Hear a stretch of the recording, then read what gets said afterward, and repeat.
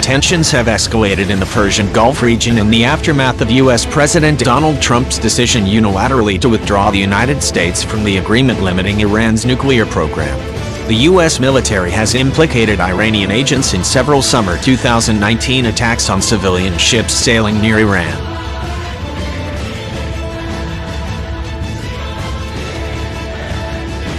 The U.S. Navy sent the aircraft carrier USS Abraham Lincoln and her strike group to the region. The U.S. Air Force deployed B-52 bombers and F-22 and F-35 stealth fighters.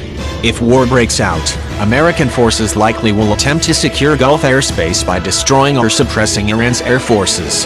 The regular Islamic Republic of Iran Air Force and the air wing of the Iranian Revolutionary Guard Corps militia together operate around 700 aircraft.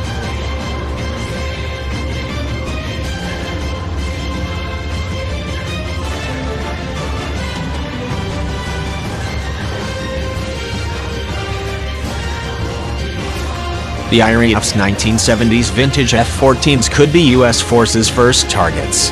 According to a survey by Flight Global, the Iranian Air Force in 2019 operates around 24 F-14 Tomcats from a batch of 79 of the Grumman-made, swing-wing fighters that Iran acquired in the mid-1970s before the Islamic Revolution. The U.S. Navy retired its last Tomcat in 2006. But with its long range and powerful radar, the F-14 remains one of the world's most capable fighters. For that reason, the Americans for many years have been trying to ground the Ayatollah's F-14s. 68 of Iran's F-14s survived the Iran-Iraq War that ended in 1980.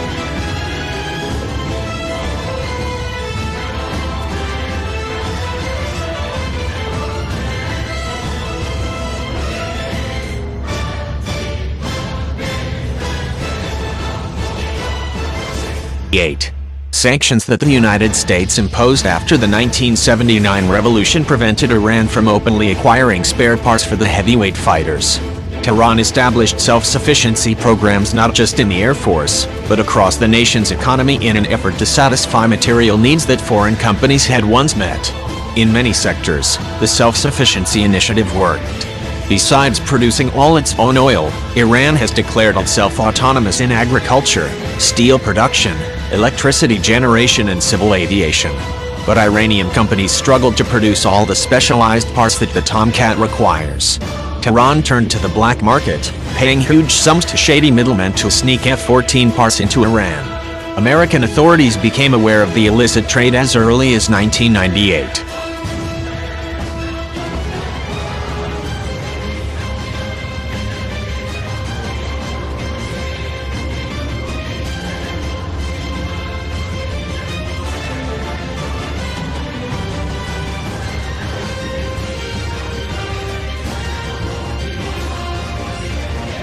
In March that year, federal agents arrested Iranian-born Parvez Lavie at his home in Long Island, charging him with violating U.S. export law by attempting to buy up spare parts for the F-14's TF-30 engine and ship them to Iran via the Netherlands.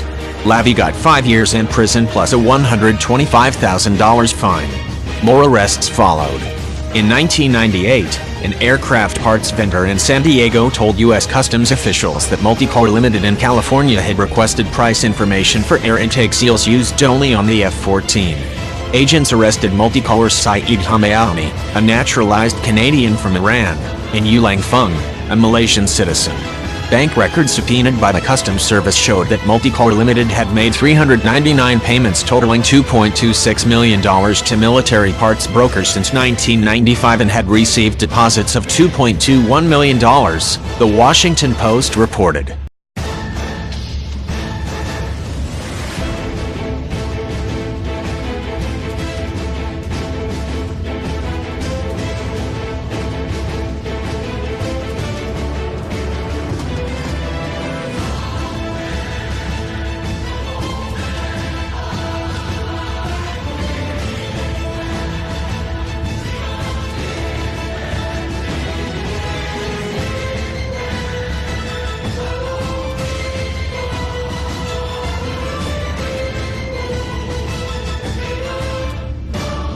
company shipped parts mostly through Singapore.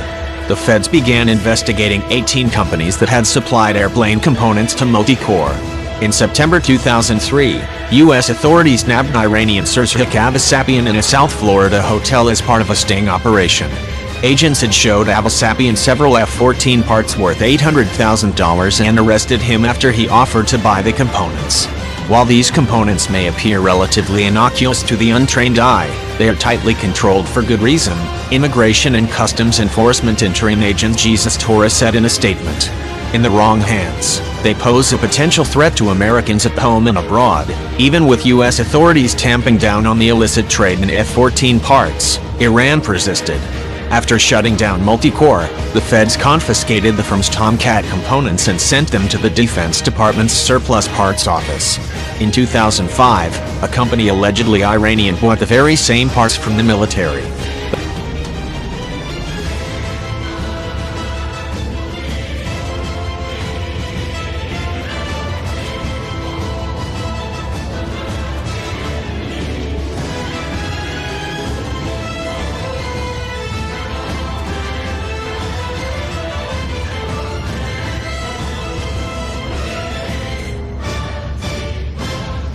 The parts war escalated after the U.S. Navy retired its last F-14s in 2006, leaving Iran as the type's only operator. In 2007, U.S. agents even seized 4 attacked ex-U.S. Navy F-14s in California, 3 at museums and 1 belonging to a producer on the military-themed TV show JAG, charging that the F-14s had not been properly stripped of useful parts that could wind up in Iranian hands. The U.S. Congress was furious at the Pentagon for its lax handling of the F-14 parts problem. Rep. Christopher Shays, a Connecticut Republican, described it as a huge breakdown, an absolute, huge breakdown. Lawmakers passed a bill specifically banning any trade in Tomcat components to Iran or any other entity, and then President George W. Bush signed the law in 2008. A minor tragedy unfolded as the military paid contractors to dismantle, crush and shred many of the approximately 150 retired F-14s.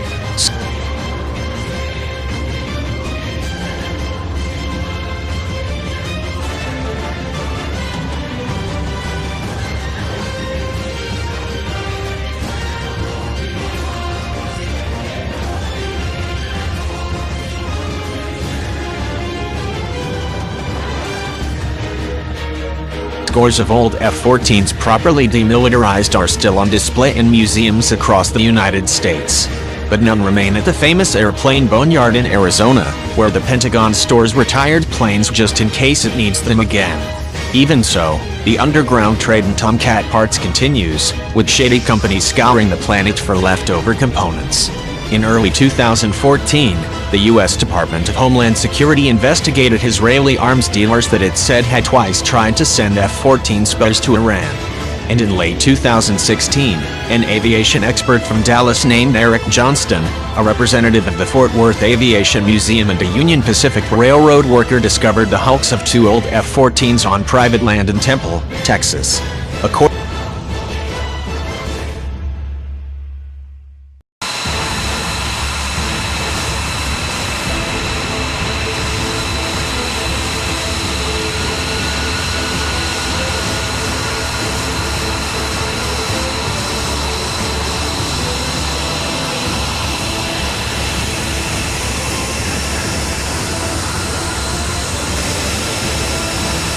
According to the Houston Chronicle, the F-14 somehow wound up in Temple in the late 1980s after the government paid a contractor to scrap it to jets.